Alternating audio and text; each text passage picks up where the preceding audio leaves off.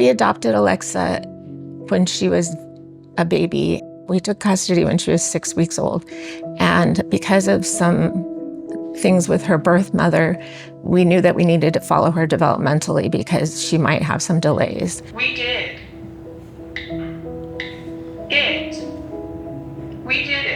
She did go through her milestones more slowly than other kids. So her skills just didn't catch up to other kids. One day we're sitting with her psychiatrist and she was repeating something and he says, "Oh, that's a symptom of autism. We should do a test." She was 15 at that age. It was around that same age when Alexa Foster was diagnosed with autism that Anna came into the picture. What are we gonna go do? Clean, that's right. Anna is Alexa's paid caregiver. She supports Alexa through home and community-based services, or HCBS, a program primarily funded through Medicaid. But bringing a caregiver into the home wasn't an easy decision for Alexa's mom, Brandy. It felt like a failure on my part, like I wasn't a good enough parent because, I only had one kid and she was a really sweet little kid. I should be able to do this, but I couldn't. It was a deeply personal choice, made even harder by Brandy's own health challenges. I have a disability myself.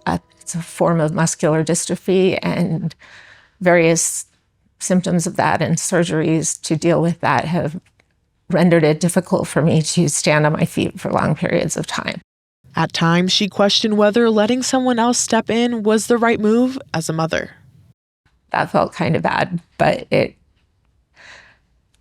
was better to have the help and to just accept that it's not a measure of your capability. Everyone needs help with this. Now hit your sentence. Hello, Nate, what's up? Anna just had like the perfect mix of empathy and kindness, but firmness in having expectations of Alexa. She didn't let her get away with stuff. Okay, let's get our focus back on trains. Let's put them away. Anna never backs down. Yeah. It's really hard as a parent when your kid is always behind to know what they can do and what you can expect of them. Through the program, Anna has helped Alexa build independence and stay connected to her community. For the last 6 years, she's been a steady and empowering presence in Alexa's life. So Alexa receives respite and habilitation. So habilitation is getting her to do life skills. Simple things for us, but difficult for her. So her chores normally are personal hygiene, cleaning her room, cleaning her stuff out of the living room. We do the dishes, laundry, folding. So folding's been a battle, but she can fold her chonies. She can do socks. She can hang up her shirts. Folding pants, we have yet to master. Now that progress may be at risk. This summer, Congress approved President Donald Trump's budget proposal, nicknamed the Big Beautiful Bill. It includes cuts to Medicaid, the very program that helps fund Alexa's care. Families like the Fosters are now worried about what those cuts could mean for them. The purpose of those services is to keep people with disabilities out of institutions because people are vulnerable there. They can't say what's happening to them, and people aren't watching what's happening there very closely. So it's literally saving lives to keep people in their homes with the people who love them. And if you can do that with the support of a caregiver part-time, it's so much less expensive than it is to put them in a home and pay for full-time care.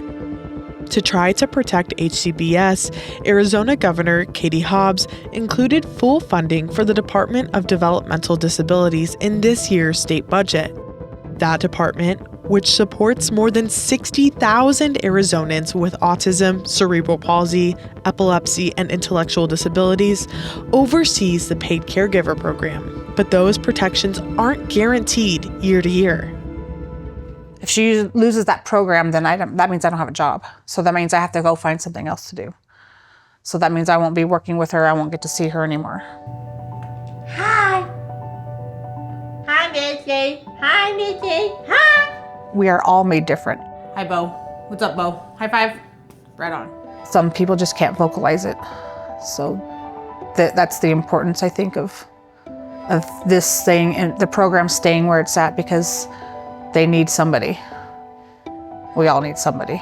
Do you like emptying the dishwasher? Yes. What? Are you being honest? Yes. You like emptying the dishwasher? Having someone who's like, she can do this, you know, it makes me expect more and hope for more. And it's brought her a long ways, a lot faster than she would have ever gone before that. That's the point of community. We're all here to work together, and it does take a village. It's not just one person raising someone. It's all of us working together, coming together. Is that your bear crawl? Yeah. Okay. I have no kids myself. I've always wanted them, but never had them. So Alexa's like the closest thing I have to having a child. Do you love Anna? Mm-hmm. Yeah. It's right there. I love Anna. I love Anna. I love you too. I can't quite picture how life would be without Anna. And I don't really want to.